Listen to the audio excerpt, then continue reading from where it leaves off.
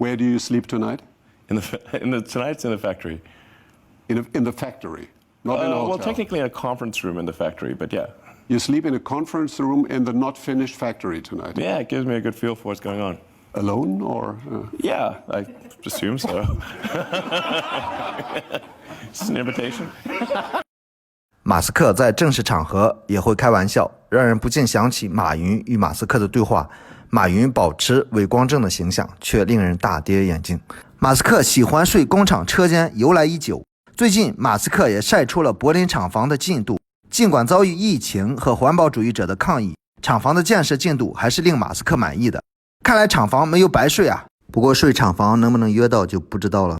Did you feel a lot of complacency these days that the incumbents then let you feel that you are, I mean, the kind of hopeless disruptor, but they know how to do it, or were they very polite and nice with you? I'd say they were super, no. Yeah, we were difficult to characterize their response as super nice.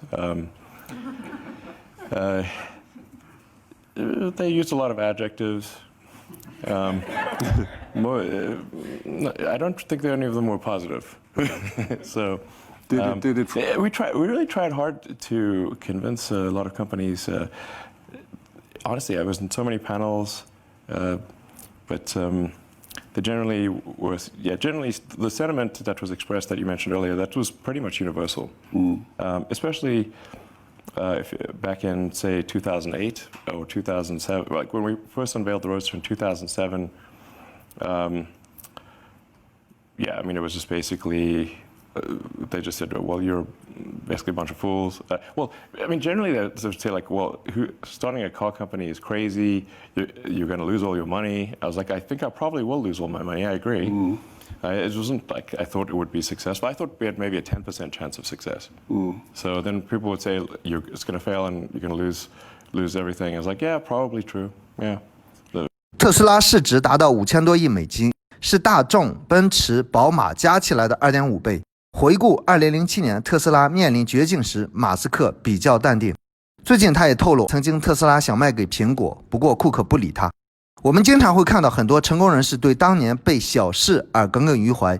马斯克比较客观，他坦白说，他知道当年成功的概率只有 10%， 别人不接受这个数字很正常。